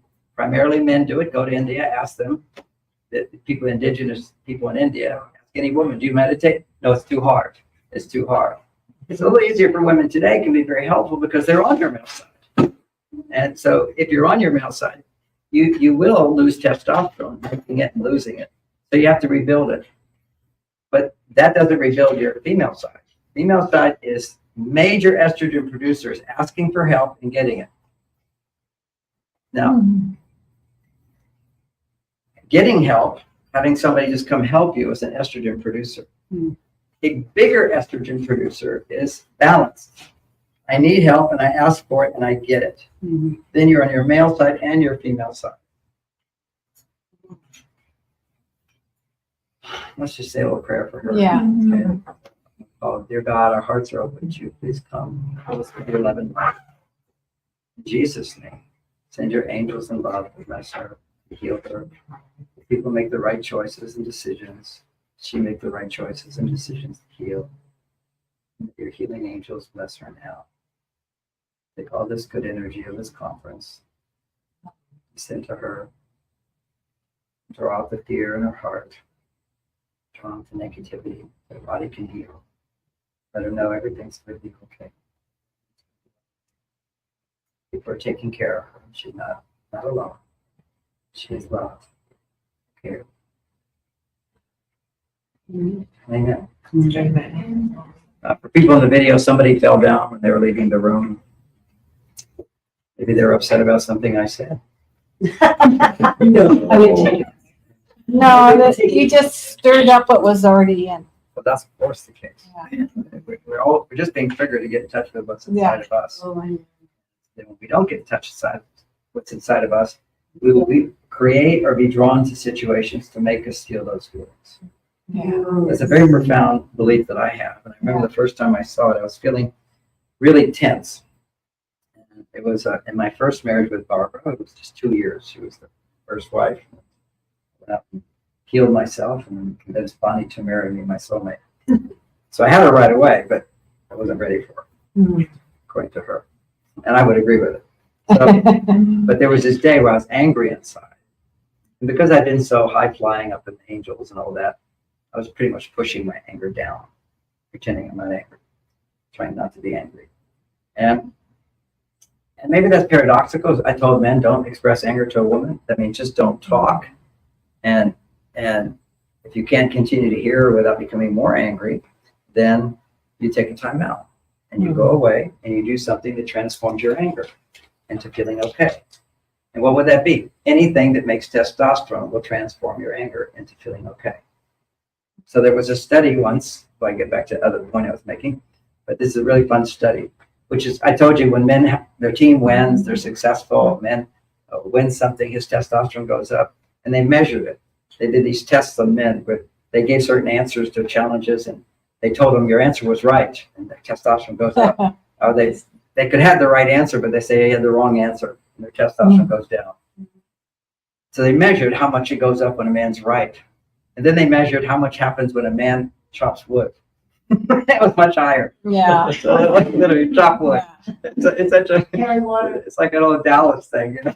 Carry the water, chop the wood, you know, use Yeah. your body. And there's a thing that's sometimes when I want to interrupt or I want to get angry or be annoyed or defend myself with my wife, I love, kids now. They're grown up. They can push my buttons. There's a phrase that we have in America. They didn't understand it in Cairo, but the phrase is "suck it up." Suck it up. See, this is for men. This is the military. Oh. You make a man in the military, you line them up and you insult them, and you're not allowed to roll your eyes or resist or think angry thoughts at the guy. He picks it up. Give me 5. Give me 20 push-ups, whatever. You get punished for that. You learn to suck it up. So I analyzed that. And I realized, yeah, when I'm doing it, what am I doing? I'm literally sucking my abs. If I do that, whenever you contract your muscles, then you make testosterone. So the number one thing, see, rather than a lot of mindsets can also handle things, but also just simply the body. I just have to suck in my muscles and I'm making testosterone. Now, at a certain point, it could cause too much sucking in and I have to relax them. Okay, so there's that point. Same thing for men in the workplace. He's busy doing his work, he's making his testosterone, but to the extent that he's stressing during that time, some things he hasn't figured out, he doesn't know. Anytime there's anxiety or fear, disappointment, frustration, those are the symptoms of estrogen going up in him. All negative emotions in men is estrogen going up and testosterone going down. See, testosterone is confidence. When you have confidence, you're cool, calm, and collected. You don't get upset. And your testosterone is high. And I learned that from a lion trainer. All these stages of my developing these ideas. But, he goes into a cage with lions. No, not lions. Maybe lions or tigers. It's tigers. I mean, they're big animals. And they got big teeth. I said, so tell me what you have to do. He says, if I have any fear, I'm dead. You cannot have any fear in your body. And you go in with a stick and you go in always with meat in your hand, raw meat. That's the reward. That's the punishment. We're dealing with an animal here. And I said, and how do you have no fear? Because I raised them. You have to be the parent. What happens is when you're the parent of an animal, what they do with elephants, you raise an elephant from a baby, you put them with a little stick, a little log that holds them in place. Then when they're these gigantic elephants, you can just put a little log and their brain goes, I can't get out. At least you could drop it. Yeah, so then here's another one to see what happened during the lockdown. It's my favorite. If you take fleas, tiny, so like 10,000 fleas in a jar, they'll fly out. Put the lid on the jar for, I don't know, a few hours. Now I'm forgetting, maybe nobody's either a day or a few hours. And you take the lid off, they'll jump up to the top and won't go out. They've been conditioned. That's what happened to us during the lockdown. I know for me, I do not travel as much as I used to. I'm perfectly looking, and I've been traumatized by something totally unnatural to be home all the time. And then you can then add to that working on a computer all the time at home rather than going out. And then you've got both men and women together in a house all the time is not natural. We have to, it's really hard if you're working together all day, but just the fact that you're in the house together. I built a cave just because I was writing books in the house and my wife felt ignored all the time. I just built a little office, a separate part of the property, and then she didn't feel ignored. Yeah. Because he's over there, but if he's within distance, women go, hey, John, did you hear about this? Or did you think about this? So-and-so called. And a man, when he's focusing, is kind of, I'm focused. Okay. So he's sort of annoyed or he's irritated. Then women think, oh, I need his help, but he's not going to give it to me. So here's a biohack. I got several of these things. One is when he's in his cave. So the cave, he comes home from work. He can't solve the problems anymore. So he has to forget them. But in forgetting them, he doesn't make testosterone. He may be low in testosterone. So he has cave time, which is some kind of hobby, something that's challenging to him that doesn't cause stress to him. Something that's challenging, workplace is stress. You lose, you got to make money. You got to take care of things. But here is something that basically has no negative consequence. So you can't feel stress, but you have a passion towards it. You see people with hobbies, people fixing their car, or they have Writing books. well, the research has been a hobby for me. I mean, I do enjoy learning new things. So I just put in there gender. That was the most recent thing I learned was about For a man to have an erection, he has to have high testosterone and estrogen. Mhm. And then now you extrapolate from that, we have these beings that surround us all the time called psychopaths. Yeah. They're really attracted to any kind of controlling element like government. And there are books written about almost every president has been a psychopath. Harvard people, these people who analyze who starts a war. You got to have no feeling at all. Anyway, off of that. But what are they? They're mostly men, and they have high testosterone but no estrogen. Mhm. If you don't have estrogen, you can't feel empathy or compassion. Yeah. So you're, from one point of view, you're not as strong. Mhm. See, you can be very powerful when you don't care what other people feel or experience. The Chinese government, the most amazing cities, and how do they create it? They just destroy all the homes of the people and kick them out. They don't care. We're just going to take your houses. They got these great railways, whatever. Now you can have too much caring, like they tried to get a train from San Francisco to LA. There's just no way. Too many environmentalists and all that stuff. There could be too much caring. Okay, you have to find the balance of the empathy or over empathy versus, and this is what they teach in the universities. I mean, if you're really heartfelt in their minds, if I just give everybody the same, then nobody's going to be unhappy. Just read the book 1984. Everybody's totally bored, and you give them drugs. And I even heard the guy at the World Economic Forum, their high priest guy, he was saying, so what are you going to do when robots do everything? He says, well, first of all, we want to get rid of 80% of the people. But the ones who are left, we're going to give them drugs and video games. That's they literally say it. These people are running the United Nations now. We're going to give them drugs and video games. And of course, the video games are going to be these headsets. If you put on a headset, if you're a male, you're massively addicted. I mean, women as well, but for men, way more. Anything which is digital is already too dopamine stimulating. What that does when something's dopamine stimulating, it means that normal levels of life, like coming here, would seem extremely boring. This is why our soldiers have such a hard time adjusting after being in high dopamine danger. Then what happens is high dopamine desensitizes the brain so that normal dopamine stimulation, like a friend or a nice job, or not racing your car around, but just going for a walk, that's all boring and flat. Mhm. And of course, we have our little phones, and we're all, to various degrees, addicted to this Mhm. and so forth. Now, I am too. Mhm. So, sometimes I'm in the lounge at the airport for 5 hours, 6 hours. I'm bored. So all I had to do was just turn on X, and it's a whole other world. I just drop into another world. It just makes so much dopamine. But then I have to limit myself to like 20 minutes, 30 minutes. Otherwise, it becomes a major addiction. But that's cave time for me. But cave time for a man can be too much dopamine, and he never comes out of the cave. So how do you get a man out of the cave? First of all, is understand when a man's ignoring you, he's in his cave, he's rebuilding his testosterone. Because hard to rebuild your testosterone in the context of estrogen. Estrogen is your feeling side. He's trying to get to his masculine side. That's why after sex, men will often roll over and disappear. Okay, because he went way to his female side. He's in you. Now he has to pull out and come back to his own self. He doesn't think these things. It's literally a biological shift. Is after having a climax, men's testosterone goes down. And so he has to rebuild it. You can't rebuild testosterone when you're taking care of your kids or when you're with your wife and you're doing things for her. It's like for me, I do have exceptionally high testosterone for my age. And but I spend on Fridays 4 to 5 hours with my granddaughter. And I am completely exhausted after. So I won't be tired after this because I'm solving problems, saying things, I got goals. But you have these babies just have so much love. I'm wondering the time, maybe my time was over a long time ago. About an hour and a half ago. We've got babies to take care Okay, so hey, thanks so much for coming. One practical thing is, are you already out? of. No. I like the practical things. Here's something you can say to any man.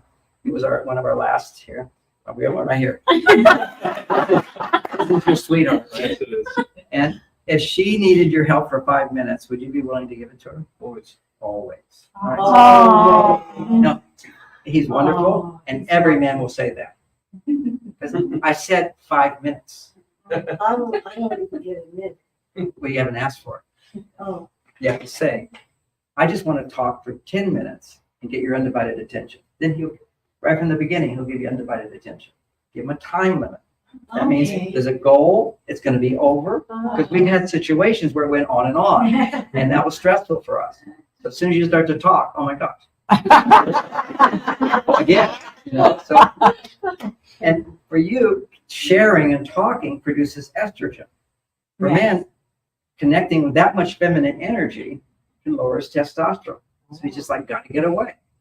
Unless he realizes, and this is where insight comes in. I'm thinking when my wife is talking, if I just listen and don't interrupt and ask questions and get, show interest in what she's saying, and I can be interested because I have a goal. My goal is I want to raise her estrogen. This is one of the most powerful ways to raise her estrogen. At the same time, women have to understand that if you're just talking about your problems with him, it's going to be really hard for him to hear. oh. So, but just talking about other problems you have, frustration, disappointments, anything you want to say about anything. Talk about the news, talk about the weather, talk about your business, talk about this. Anything that involves negative emotions, frustration, disappointment, concern, and he can hear it very easily because it's not about him. Okay. If it's not about him, he'll give you his attention easily. As long as it's not about him, as long as you tell him, I don't need you to fix it. I don't need you to say anything. I prefer you say nothing. And at the end, I'm going to feel better and I'm going to give you a big hug. Okay, I get payment for doing nothing. So the idea of the 5 minute is there's a hand signal. Put your hands up like this, that means I need to talk for 10 minutes.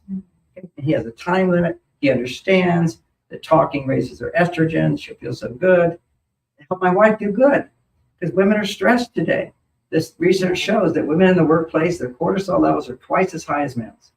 And when they come home, they double again. The home is no longer this place of reducing stress for women. We're out in this world. The world used those people in the Amazon all day long. Women are just with other women and children. They're all cooking and cleaning. They're never rushed about anything. They're all yep. It's a natural life. And so they have more estrogen. So now they're going to be responsive sexually for the guys, because for a woman to have romantic sexual feelings, her estrogen levels have to double her normal happy feelings. So it's not going to be that way all the time. But that's why you have dates. And how do you do a date? Romantic date. Romantic date is a week in advance. The man has a conversation with his wife. She has a conversation with him. We're both responsible. Great romance, two-way street. Let's talk about what we're going to do next week. And then she is to talk about 3 things that she'd like to do, not what he'd like to do. So in the beginning, my marriage with Bonnie, I would say, well, first of all, I made the biggest mistake. Hey, honey, it's Friday night. What do you want to do? Women need advance warning. They need time to plan, to look forward to it. Women looking forward to that special time where you're getting his full attention. He's very, very nice and all these nice things. As she's looking forward to it all week, she's making estrogen building up to that. But it has to be sudden, like, what do you want? She didn't even know what she wants. This is part of the process, a conversation of what would you like to do? And she can start learning what she'd like to do in the date, expecting him to know everything. We're not like, we don't know women. You should know yourself, ideally. So what are some of the things you'd like to do? But often women he'll say, what do you want to do? She says, I don't know. What do you want to do? And then he'll go, yeah, I want to go do this. And she'll say, okay. In her mind, it's reciprocity. She thinks this time we'll do it for you. Next time you'll do it for me. But next time he won't do it for you because he'll say to you, what do you want to do? And you'll say, I don't know. He'll say this. Okay, let's go do that. He assumes that every time we do what he wants, it's what you want. And it's not what you want. You want him to be happy. The whole thing is man is most happy when he makes you happy. Oh, really? This is the bottom line. And it's also the biggest frustration for men when I'm counseling men is when men will go into, this is, the more famous I get, the harder the cases I get. Hard cases when one person is already determined to get a divorce. Yeah. And they're just coming to me to tell their friends we tried. It's really awful. It's a tough thing. But I never got that when I wasn't famous, but then Yeah. you get that when you're well known. But what men will say when they're ending a relationship, nothing I do makes her happy. That's it. Now, another translation of that, a little under that, is what do women do in a marriage when they're really happy with their husband? They want to have sex with him. Now, see, has to be taken in the right context. You have no idea of men and their sex drive and how important sex is to them. Sex is the only time a man can really experience his female energy, love. Literally, the penis is the one part of the body he can't control, and that's vulnerability. Vulnerability is your female side. Ironically, the penis is his female side. It wants to be held. It wants to be hugged. It wants to be adorned. Okay, this is his penis. He wants to be held by you. Like you love the hugs, which, by the way, another biohack is 4 hugs a day for a woman. Yeah. 6 seconds, non-sexual hug. We'll do this. 6 minutes, sexual hug.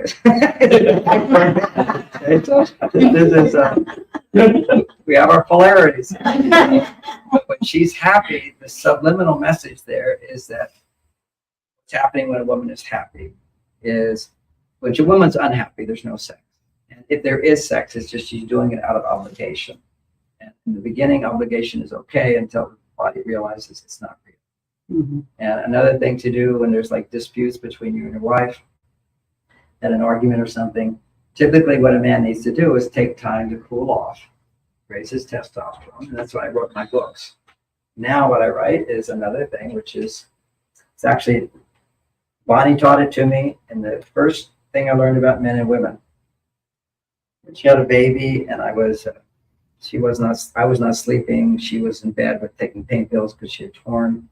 And 5 days had passed. I came home. She said, "How are you doing, honey?" She said, "I'm in pain all day. Why didn't you call me?" She said, "I didn't want to bother you. You should have bothered me. I told you to ask me anything." She says, "Well, I asked your brother. He forgot to do it. So you've been in pain all this time." And then we get in an argument. So there's some kind of, when you don't sleep, you get an argument. Simple as that. And I started doing a good thing, which is I'm walking. Talking isn't working, it's making me angry. So I will never let myself express anger to a woman. That's what it used to be taught. You suck it up and you take time off, take time out. But even better, that day what she said to me as I'm going out the door, she says, "John Gray, stop." Stop. She said, "You're a fair-weathered friend." I never heard that expression. She said, "Whenever I'm sweet, loving Bonnie, you're right there 100%. And if I'm not, you're out the door." So that made sense to me. Didn't know what to do with it. Then she said, "Please don't talk. Just come sit next to me. Don't talk." Talking was making it worse. So that was a smart thing for her to say. So I just sat next to her, and then she put my arm around her. And she started crying in my arms. And 50% of my anger went away. I won't say it all went away. But suddenly we were reconnected. And that is a powerful tool. So with my wife now, sometimes a little argument here and there. So let's just sit quietly. Don't look into each other's eyes. Sit quietly next to each other and hold hands. And then gradually she'll start to come closer. You put your arms around her. The body doesn't want to fight. It's the mind. And the mind doesn't understand something, it becomes afraid, and then it gets angry. A closing thought on this is, when I was younger, I'd be driving my car fast, and there'd be somebody holding up the traffic in front of me. People have that experience. It's rather annoying. But when you get around that person, you give them a look. That look. But actually, the reason we give them that look is to understand why that person's doing that. Like, why are they doing this? Why are they driving fast? Going fast slowly. So as soon, exactly. So, but what I noticed, I remember the day where I did the look, and it was a new car and a girl that was like 16, just got her license and terrified. And I had the experience of all my hate disappearing. Yeah. Because I understood. And this is why understanding is so, so important. And again, it happens all the time. I get somebody's blocking traffic. I always go look. I'm not really that annoyed because I already know I'm going to find out the answer. There's always a reason. There's always a reason. So, and the reason is usually they're from another country, they're really old, or, they're thinking about something else. So it's like, I just need to understand.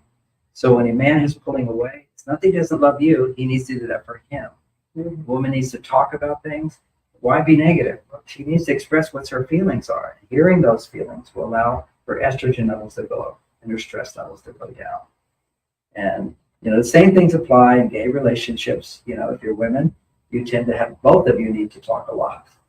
It could be one of those things.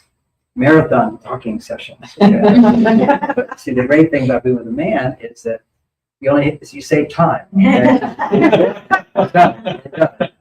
And it's just to teach women not to try to penetrate men. See, when you listen to someone share their feelings, you're understanding them, you're penetrating them. So basically, when you're there for someone, you're on your male side, she's on the female side. You don't want to penetrate men. If you try to penetrate men, the only hole we have is asshole. And so this is counter to everything in the universe that we're being taught now. And you should always talk about your feelings. Now, certainly talk about your feelings if they're positive, or talk about things that you're feeling very loving and grounded. If you're upset, particularly upset with your partner, or even as a husband, my wife is very dependent on me financially. Although she has her own job and everything, but still, I'm a big anchor of that.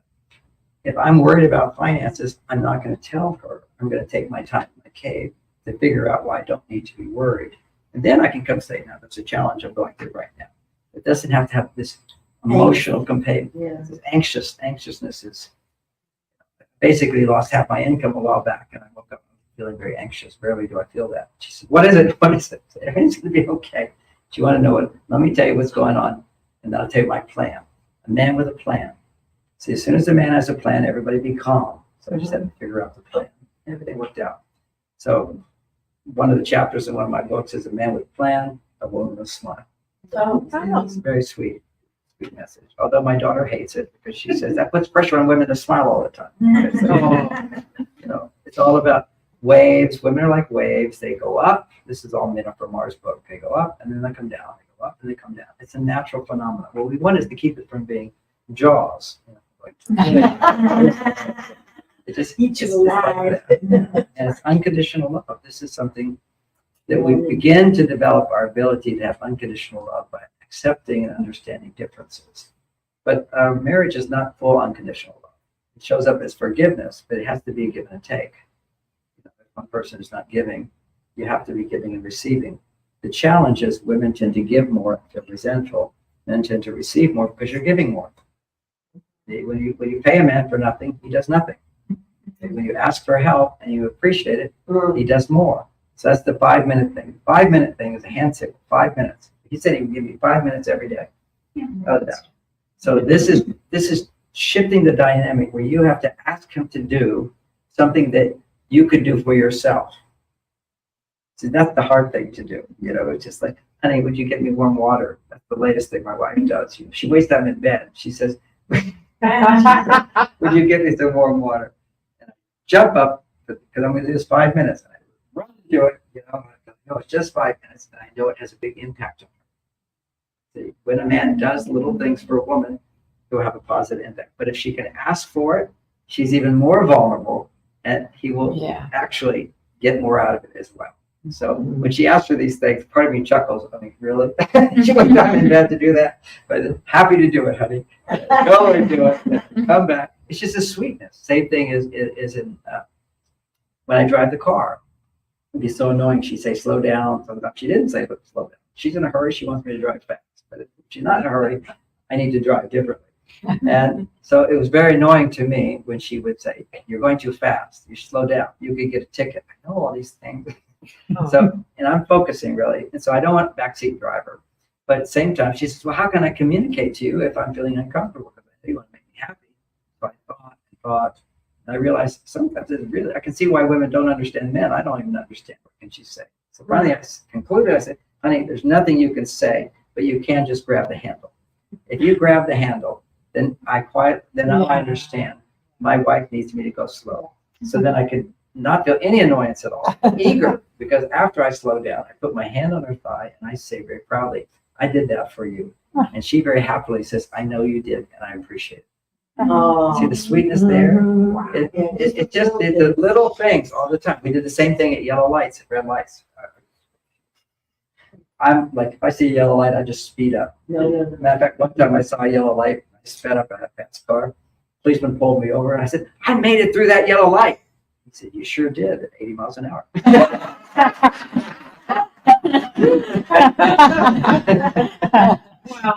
But with body in the car, I would never do that. If I see a yellow light, I immediately start slowing down, stop. And I put my hand on her thighs, and I did that for you. She said, I appreciate it. And it's like reminding I'm doing little things for you. And with this 5-minute thing, it's just constantly breaks the pattern. It interrupts the pattern of women feeling I have to do everything. Yeah. So find something that you would do for yourself. It would take a few minutes. Ask him to do it. Would you do this? Would you do that? Because you could do it yourself. And just think about that. I mean, what I started out saying, what is romance? Romance is when a man opens the door for you. Yeah. You can do it yourself. Well, honey, I know you can open the door yourself, but you give so much to other people. Let me do this for you. And it's not all the time. Okay. It's literally because, when you're in your work mode, you're just getting through life and I'll go open the door for her. But on a date, which is really good to have a regular date, and it's really good for couples. Once you're in a monogamous relationship, you will not be so horny. It happens after a few years. That's called the honeymoon period is over. So at that point, what will allow the attraction to come back is making sure there's some polarity where she's more on the feminine side, you're more on the masculine side. So these little things to create that polarity. And then what you do is you don't have the same horniness you used to have before. It's like, matter of fact, once you really have monogamy, where you don't feel that horny as a man, it takes a while before you'll feel horny. So, but you want to have sex at least once a week. And so what you do is you get into bed and you cuddle. Every night you cuddle. And when you cuddle, you notice one of you starts to breathe a little deeper. Then you have your little signals like she's in the mood, she'll squeeze my nipple. I'll generally wait before I squeeze hers. Then she squeezed mine. So I need a signal. You don't want to just invade it. That's our signal. Just a cute kiss.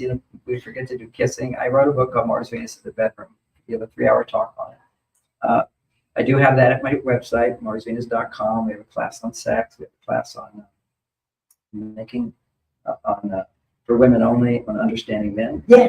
My daughter teaches that one. It's Oh, really, your really daughter good. does? Yeah, I edited the whole thing. She won't say anything unless Dad approves of it. She's smarter than me, but I have a lifetime of experience, so she wants to make sure that her intuition is right on. And I'm the gonna finish morning meditation is, how do you get that one on Wednesday? A SoulSearch on their SoulSearch YouTube, she said, on their Instagram. There's a SoulSearch Instagram. And a lot of them, we've only done like 12 or 13, and they're all there. But I keep enjoying creating new ones. It's nice to hear them over and over again. Oh, I listen to them. It's better than my own meditation when I meditate, because that's what they guide me through, particularly for women too. To be guided in a meditation is you're allowing someone you can depend on to be there for you. So this is where guided meditations became really very helpful for women, but also helpful for men, which is to stay focused on what's being said. You can be both, because ultimately what we want is to have both our male and female sides active together. So I'm going to make some announcements here. I'm hoping that someone here will want to come to one of my classes. I have a weekend class next weekend in Marin County. And I'm going to I have some empty slots and I want to fill them. So I'm going to make it at a very low price for you. Okay? So normally it's $500 for the weekend. And what I want you to do is get a big discount so you'll come. So whatever you can afford, you can come for that. It's $500, and if you have $100, that's fine for me. If $300, that's fine for me. It's whatever you can afford. It's based on what you feel good about. I will not feel anything weird if you just give $100. You should give something when you get something. It's always a good reciprocity. And so that's going to be in Marin County, and you need to sign up. You have to go online to marsvenus.com, and it'll be events.